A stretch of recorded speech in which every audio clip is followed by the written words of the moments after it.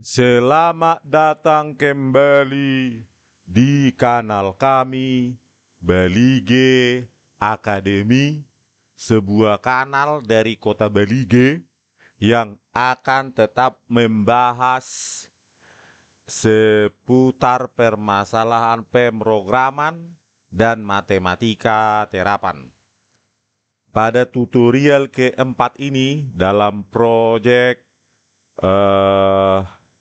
membuat aplikasi GUI menggunakan Python GUI dengan perancangannya menggunakan Qt Designer dalam proyek menambahkan derau pada citra digital, melakukan deteksi tepi, segmentasi maupun denoising atau penekanan derau pada citra digital. Pada bagian keempat ini kita akan melanjutkan ya untuk mengimplementasikan atau menambah dua teknik thresholding ya, yaitu multi thresholding atau ambang batas jamak dan thresholding menggunakan algoritma K-means ya. K-means algorithm. Kita kembali lagi tengok ke rancangan antarmuka yang telah kita desain sebelumnya. Di sini ada apa itu namanya group box. Kita beri nama GB segmentation. Di dalamnya ada dua radio button, yaitu multiple thresholding dengan nama object name RB multiple, dan yang kedua ada radio button dengan nama objek RB K-means. Selanjutnya kita tambah lagi dua buah widget. Ya, pertama adalah widget line edit dengan nama objek LE cluster ya. Kita kasih nama LE cluster dengan spesifikasi atribut ya, teksnya 2. Oke, teksnya 2. Terus kita buat nanti dia untuk tidak bisa diedit oleh user, dikasih centang pada atribut atau properti read only di sini ya. Lalu simpan. Yang kedua, widget kedua kita tambahkan ini sebuah spin box dengan nama objek SB cluster. Nanti ini dipakai untuk mengubah nilai dari banyaknya cluster pada algoritma K-means ya. Nah, dengan spesifikasi atribut yaitu nilai minimum kita kasih 2, maksimum 7, single step 1, dan value-nya nilainya 2 ya. Oke, selanjutnya kita lihat dulu ya program utama image underscore processing ya, kita jalankan dulu untuk melihat dan mereview kembali apakah program sudah menampilkan tarmuka yang kita inginkan ya. Nah, ini ditampilkan ya group box GB segmentation ya dengan 4 widget di dalamnya. Kita lihat dulu ya review sebelumnya. Oke, tambahkan derau minnya. Lanjutnya tepi ini sobel maupun kemarin untuk operasi morfologi ya black hat, root, dilate, opening, closing, gradient, top hat, dan black hat ya berjalan dengan apik. Ini bisa kita ubah-ubah nilai lebar dari kernel ya sebelumnya.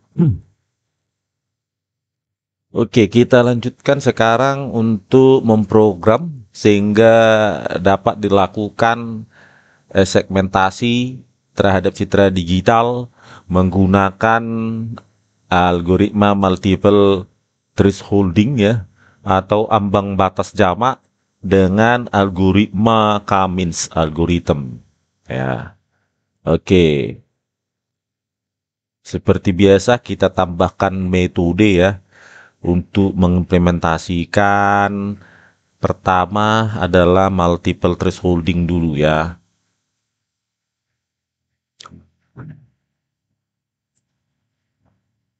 Ini sudah saya tulis. Kalau tidak saya tulis duluan nanti banyak error ya. Karena butuh banyak waktu dan pemikiran untuk mengimplementasikan ini. Nah, karena tidak sembarang ya, bukan program yang sederhana. Jadi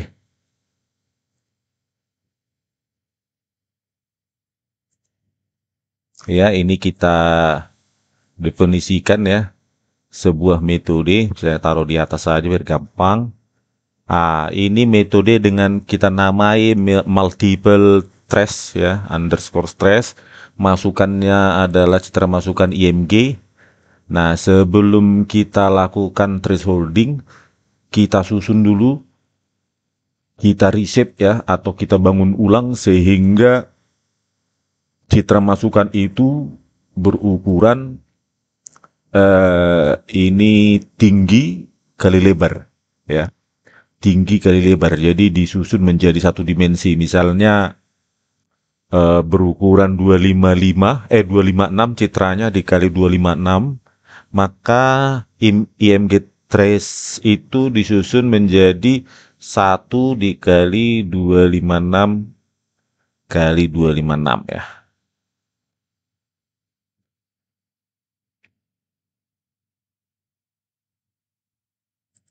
Salah ya.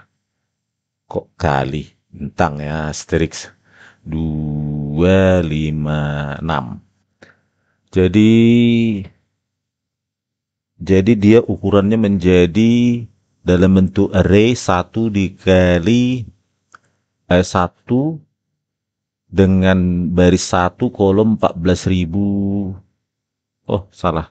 256 dikali 256. 65.536. Jadi disusun ulang dia dari 2 dimensi menjadi 1 dimensi ya.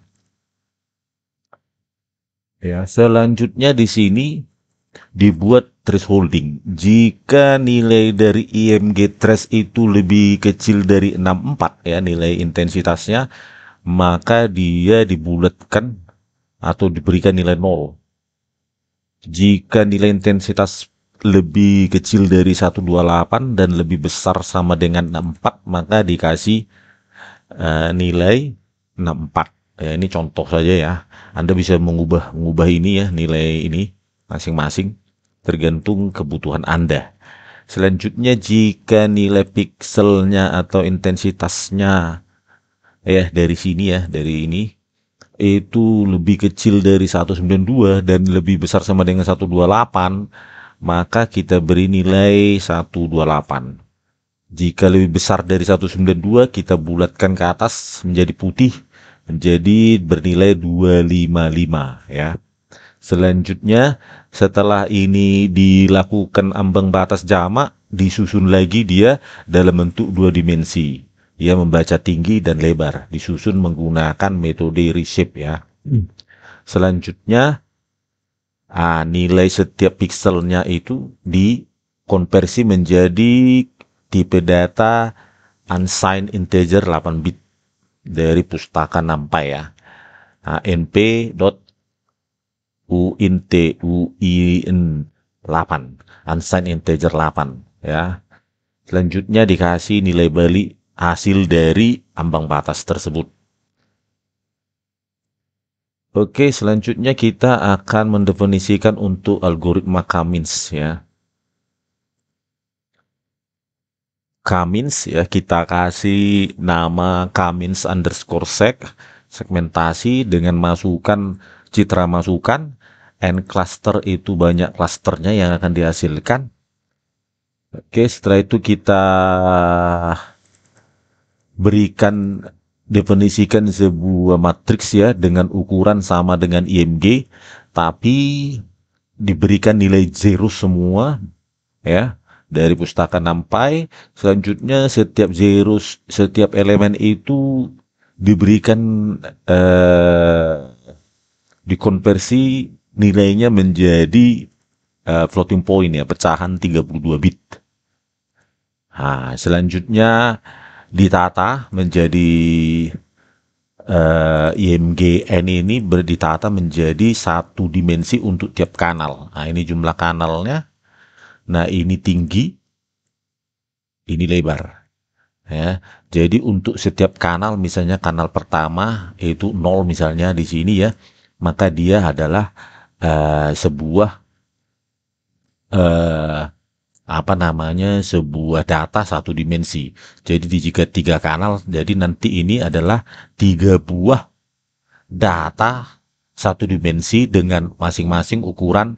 Nah, ini tinggi dikali lebar dari citra masukan. Ya, begitu. Jadi untuk ini IMG_N ini artinya setiap kanal nanti jika citra berukuran 256 kali 256, maka setiap kanal nanti ada banyak tiap kanal berukuran data 1 dikali 65536. Oke. Selanjutnya kita ciptakan objek Kamins ya. Dari kelas Kamins ya, kita impor dari ya, ini kelas Kamins itu dari scikit-learn ya, dengan objek cluster ya, kelas cluster. Nah, kita import Kaminsnya ya. Ini ya, kita impor Kaminsnya ya. Metode Kamins ya, bukan objek ya. Ini pustaka modul kelas, terus ini import metodenya ya. Metode apa namanya? eh, Konstruktornya ya, ini ciptakan objek Kamins ya. Contoh, nah ini Kamins dengan masukan ya parameternya n clusters, kita kasih jumlah klasternya sama dengan parameter masukan dari metode kita Kamins_sec. Selanjutnya random state kasih nilai apa namanya, nilai masukan 0 ya, nilai masukan 0 untuk menjadi masukan dari algoritma Kamins ya.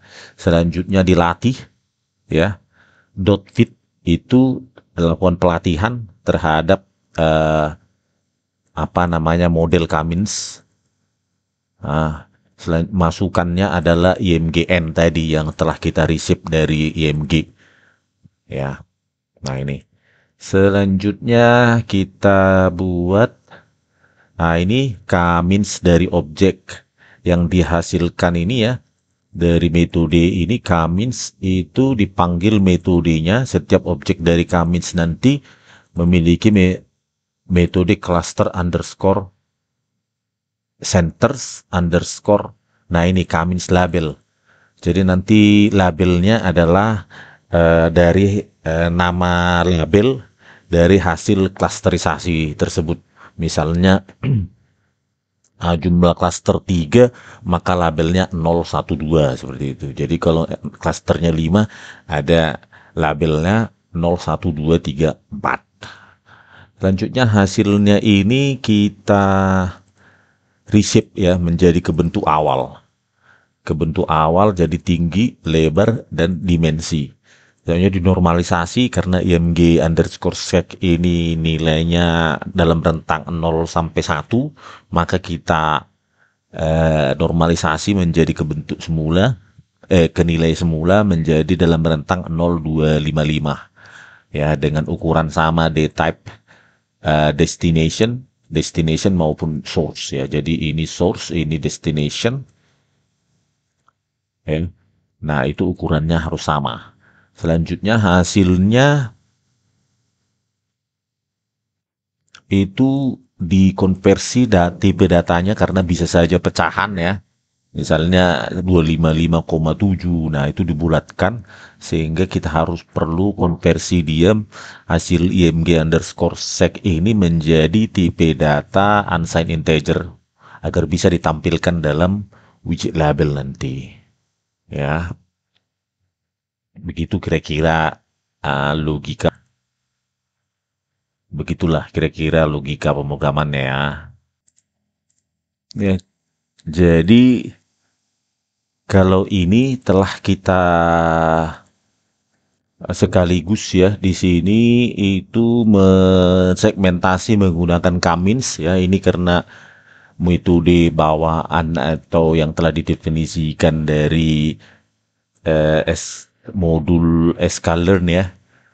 Scikit-learn itu bisa dilakukan apa namanya segmentasi sekaligus ketiga kanal ya, ketiga kanal. Nah, ini. Nah, kalau yang kita buat sendiri ini multiple trace ini untuk satu kanal saja karena tidak ada shape dimensi ketiga ya. Jumlah kanal di sini IMG shape 2. Jadi untuk mengimplementasikan multiple threshold untuk ketiga kanal, kita definisikan metode baru ya, Trace.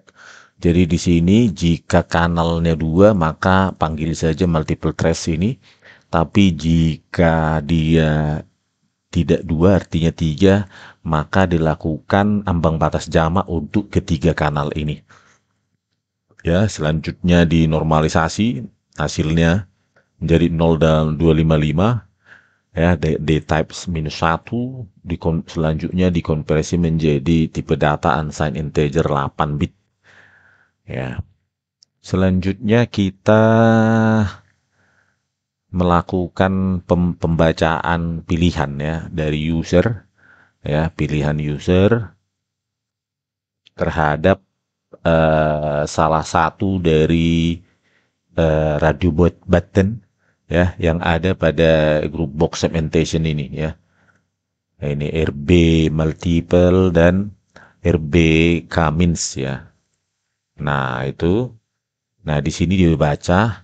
Pertama adalah baca dulu jumlah klasternya yang ada pada LA cluster ini.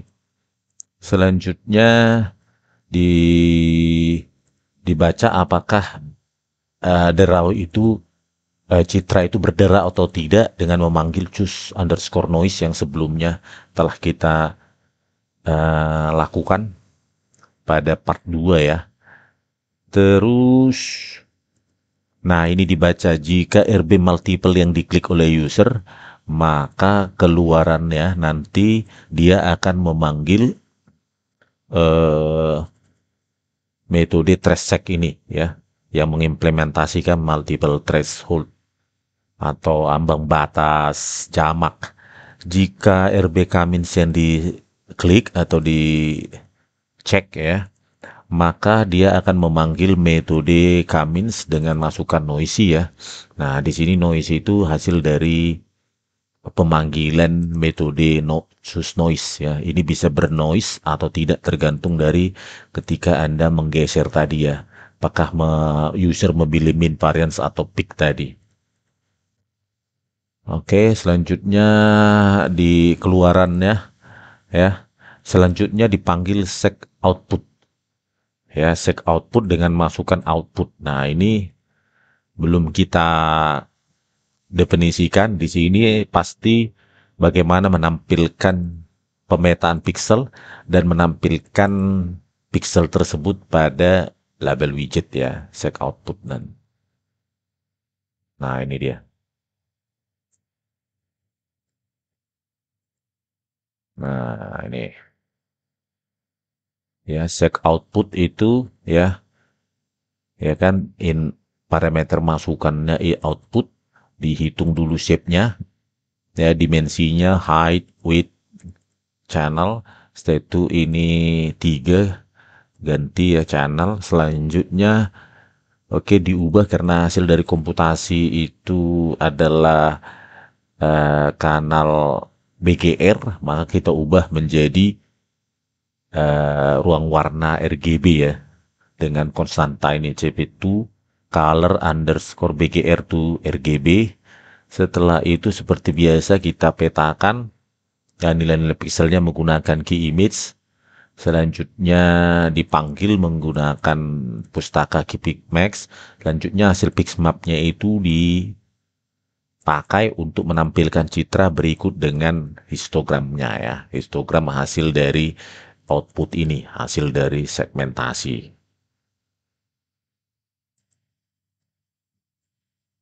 Kemudian agar Anda nanti bisa mengubah nilai jumlah klaster untuk kasus Cummins algorithm menggunakan Spinbox SB cluster, maka Anda perlu mendefinisikan, ya ini sudah berulang kali ya, mendefinisikan sebuah metode, ya tempatkan di sini saja dengan nama set underscore cluster, di mana ketika Anda mengubah nilai Spinbox tersebut, maka nilai dari line edit cluster juga harus diubah berdasarkan value dari SB cluster.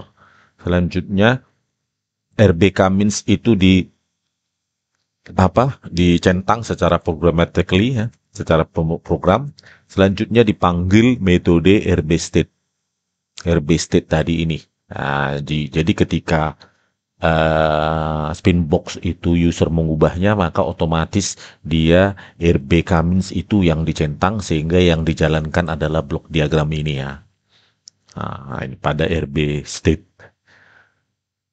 Oke, sekarang menangani event ya. Event yang diperlukan berarti adalah untuk RB multiple, RB Cummins maupun SB cluster ya. Nah, ini sudah saya tuliskan. Oke. Nah, di sini jika si RB multiple diklik ya, toggle di sini artinya diklik, artinya hanya ada salah satu radio button yang bisa dipilih user ya. Jika RB multiple diklik, maka RB Cummins tidak bisa diklik.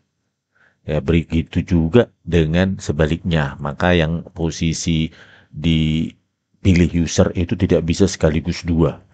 Nah, jadi ketika RB multiple diklik, maka dia akan memanggil metode RB state yang membaca pilihan user tadi. Begitu juga dengan RB Cummins. Nah, jika SB cluster itu nilainya berubah, artinya user mengubah nilainya, maka akan terpicu event value change yang akan menghubungkannya ke metode set cluster tadi ini, yaitu menetapkan nilai line edit sesuai dengan value dari SB cluster, selanjutnya mengklik atau mencentang RB Cummins ya, menggunakan metode set check, selanjutnya memanggil RB state ya. Begitu kira-kira programnya, logika programnya ya, cukup menarik dan praktis, pragmatis ya. Karena di kanal ini kita menjauhi pembelajaran yang teoritis, yang kelihatan gampang, tetapi ketika dipraktikkan ternyata susah. Nah, banyak kanal seperti itu ya. Jadi kita menghindari. Jadi ini adalah semacam kelas praktek bagi programmer. Jadi kita tidak menyajikan teori-teori yang kelihatan gampang, tapi ketika dipraktekkan tidak bisa.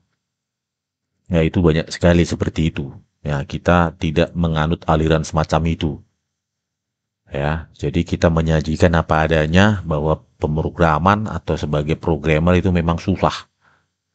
Tapi jika dikerjakan dengan detail itu bisa berhasil ya. Oke, kita jalankan program.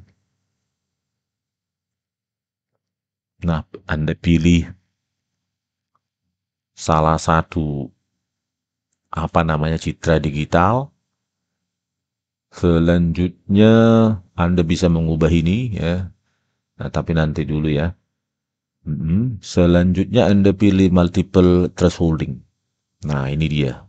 Ya, jadi hanya kalau Anda perhatikan tadi di programnya tadi itu untuk multiple thresholding, jadi hanya ada 1, 2, 3, 4 jenis warna pada setiap kanal ya.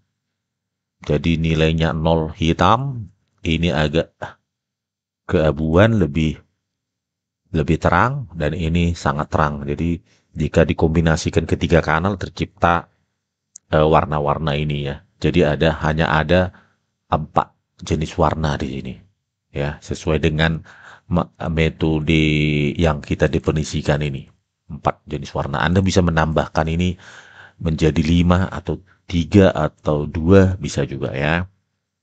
Sesuai dengan ambang batas yang Anda definisikan sendiri ya. Jadi hanya ada tercipta 1, 2, 3, 4 klaster warna ya. Nah, selanjutnya Anda bisa mencoba eh algoritma Cummins algorithm. Nah, ini. Nah, tadi ini ya. Jadi jika hanya ada 2 klaster, artinya 2 warna, maka ini tercipta hanya ada 2 warna ya. Pada hasil segmentasi jamak menggunakan algoritma Cummins. Selanjutnya Anda bisa menambah jumlah klaster ya menjadi, sorry ini kok langsung lompat 4 ya. Coba kita periksa dulu di antar mukanya ya. Ini 2, single step 1, minimum 2. Oh, pas ya. Value 2, minimum 2, maksimum 7. Coba kita jalankan lagi dulu.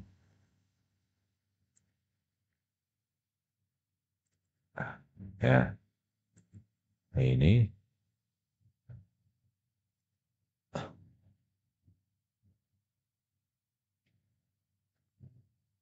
langsung 4.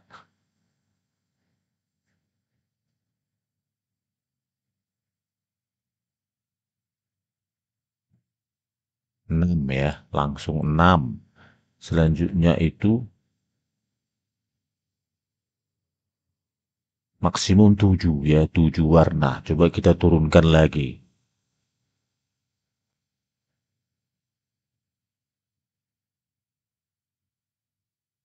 5.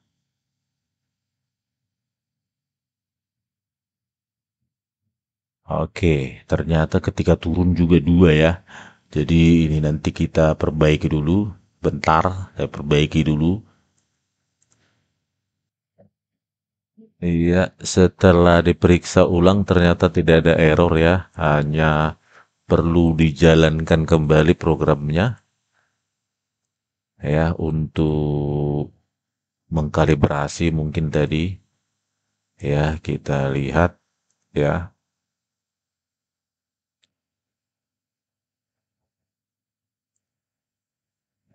Nah ini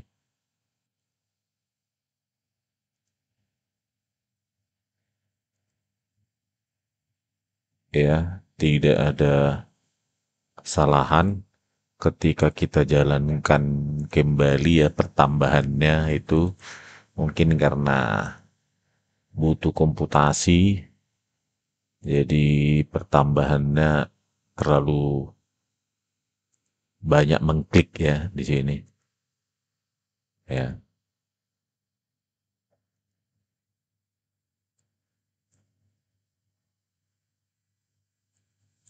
Begitu juga dengan jika kita bandingkan dengan multiple thresholding ya, ini hasilnya dan ini untuk Cummins-nya.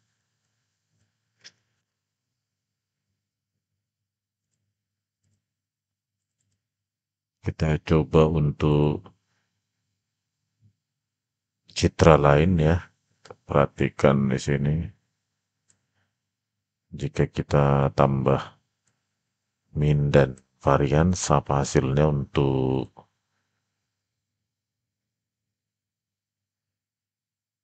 Cummins algorithm ya. Nah ini draw-nya juga masih tampak ya pada hasil segmentasi.